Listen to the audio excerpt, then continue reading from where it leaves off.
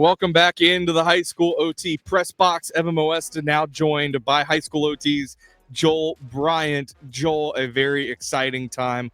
Fall sports are starting up, and High School OT statewide and area code rankings are starting to drop on Sunday. The football statewide top 25 list came out.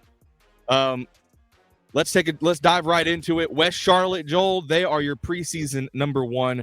That is your preseason top 10 there. West Charlotte, Grimsley, Huff, Weddington, Cardinal Gibbons, Providence Day, Rollsville, Millbrook, Mooresville, and Independence. Joel, let's start right at the top with the Lions. West Charlotte making the jump as the 3A state champions all the way up to 8A. Yeah, I think the thing that stood out to me about that team last year was just how young they were. In the state championship game, they had sophomores and freshmen making plays. In terms of the seniors that were gone from last year's team, it's not quite as vast as what we see from Grimsley and some of these other teams where they just had these star seniors graduate. There were some good players, of course, but the heart of that team wasn't those junior, sophomore, and freshman classes. And I feel like they just got even better this offseason. All those kids are going to be a year more mature. They're going to be a year more developed. And it's a very scary team. They can come at you in all directions. The defense was just swarming to that 71st offense in the state championship game. And I just think that they're going to keep making step up this year.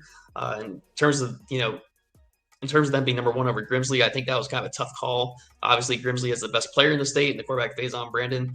But I think West Charlotte in general, the depth that they have, the way they can come at you from multiple different angles on defense. And then their quarterback as well, Jamori Nichols, is extremely impressive. He's a very, very accurate passer. I think they just have pretty much everything you can want in a high school football team.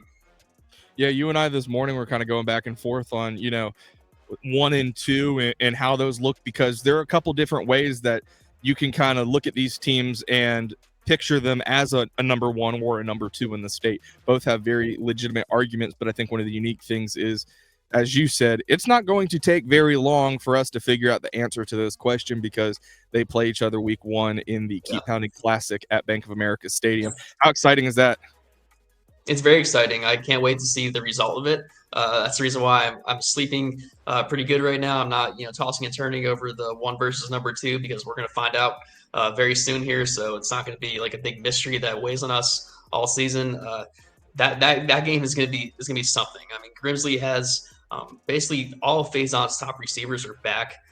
So the passing attack for Grimsley is going to be very good. But if there is a secondary in the state that I would trust to kind of combat that passing attack, it is West Charlotte's or maybe Huff's. But West Charlotte has so many guys that can throw at you in the secondary. It's going to be quite a matchup, that kind of passing attack versus the passing defense. And the thing with Grimsley, I think last year they had 3 guys who I thought were within the 10 best players in the state. So, of course, Faison, and then the running back Mitchell Summers, then the defensive end Bryce Davis. Summers and Davis are gone. We can't just ignore that those 2 players are gone. Those 2 players were such big parts of that team. There's a lot of talent coming back on Grimsley. That's why they're number 2. But in terms of kind of the number 1 decision, it's kind of hard to ignore the loss of that 2,000-yard running back and then the 20-plus sack top 100 player going to Duke. We now jump into the 11 through 20 teams that made the High School OT statewide top 25. Richmond, the Raiders, come in at 11. They were an up-and-coming team last year who took some monumental steps forward. Mallard Creek at 12, Reagan at 13, Crest, West Forsyth, Reedsville, Clayton, Jordan, Ashbrook, and Hoggard. Joel, when you look at this top 20 now, there are a couple programs that made some steps in the right direction last year, but you really think they can take a large step forward in 2025. Some of those programs that come to mind are Mooresville, Millbrook, Reagan, Ashbrook, teams that are here in the top 20, but maybe last year at this point of the year, we weren't really considering them as a bona fide top program in the state. Yeah, just more teams where their best players last year were juniors. So they were very good last year when they were kind of led by juniors. And now all those players are going to be seniors this year. They're more mature. They're better.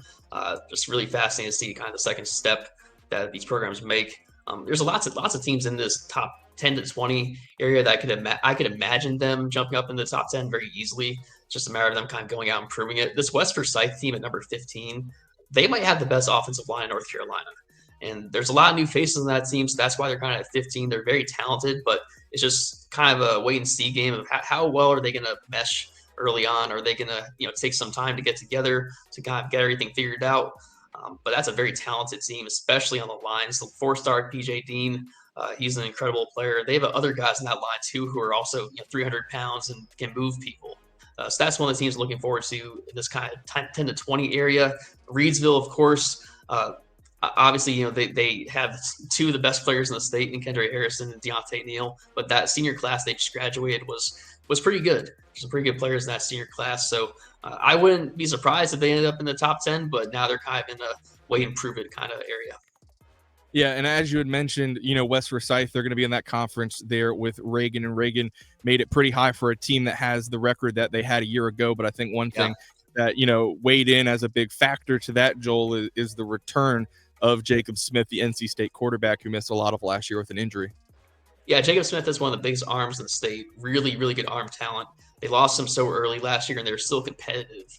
And that team was so young last year. They had a freshman running back who broke off for a kind of breakout 1,000-yard season. He's back, of course, as a sophomore. But Jacob Smith coming back for his last season before he gets to NC State as both a football and baseball player. I know he has a lot he wants to prove this year, and hopefully he can stay healthy for them. Let's go to the 21 through 25 of the High School OT statewide football rankings. A couple of state champions in the mix here, Tarboro and Monroe, 23-24. The Vikings won the 1A title, and then Monroe won the 2A title. 71st, who played in that 3A championship last year, they are at 21. Hickory, who was in the 3A title game 2 years ago against 71st, they're at 22. And then Irwin, who is one of the top teams in the 828 area code this fall, comes in at 25. Joel, in those 5 teams that just snuck into the rankings, as I mentioned, a couple of state champions from a year ago, what stands out about these 5 programs? Yeah, this kind of set is just kind of like the We Get It group. All these programs have been so good, and it's hard to kind of leave them out of a top 25. So I think they're all going to be pretty good, and we just don't really want to leave, a Hickory and a Monroe out, a 71st out, even though they lost, some really good seniors. There were some good players, that were kind of playing smaller roles last year. They're coming up to, have those big roles this year. These kind of programs just can't really bet against in this kind of situation. I wouldn't be surprised if any of these teams end up being better than this, especially Hickory. I think Hickory might take people by surprise. That JV team, I don't think lost a game over the past 2 seasons. I know that the senior class they had with Brady Stober and Jamie Little, Isaiah Lackey, obviously they're going to miss those 3 stars, but they have so much talent in that program coming up. Very fascinating to see that team. And Tarboro, being the only 2A team in this top 25, they're there for a reason. That whole rushing attack they have is back from last year. The offensive line is going to be good again. They are very, very talented for a 2A team, and I wouldn't be surprised if they end up cracking the top 15 at some point this year. Then a couple of teams, there were a collection of teams that are just sniffing getting into the rankings: Northeastern, Robinson, Leesville, East Lincoln, Southeast. Among them, these are teams that, Joel, I think both of us suspect that, if a team or two in this top 25 falters over the first week or 2 of the season, and these teams take care of business, they will be right in the thick of things pretty early on in our rankings, no? Yeah, there's plenty of teams that, we hate to leave out. Contrary to popular belief, we don't hate all the teams that don't make it. There's probably a good solid 15 teams that I could make an argument to be in this top 25. It just couldn't quite do it, this time around. But yeah, there's going to be some new teams that come up into this because obviously we're going to be wrong on some of these teams. Some of these teams are going to lose games we don't expect. Some of them are going to lose games frankly, in ways that just kind of shock us. So there's going to be some changes, as with all preseason top 25s. They always change. And we have a lot of teams, on the outside waiting to get in. And as we always say, there's 300, 400 football teams in the state of North Carolina. So even if you are 26 or 30, you are still one of the top programs and the elite of the elite. That's Joel Bryant breaking down the statewide top 25 football rankings that came out on Sunday.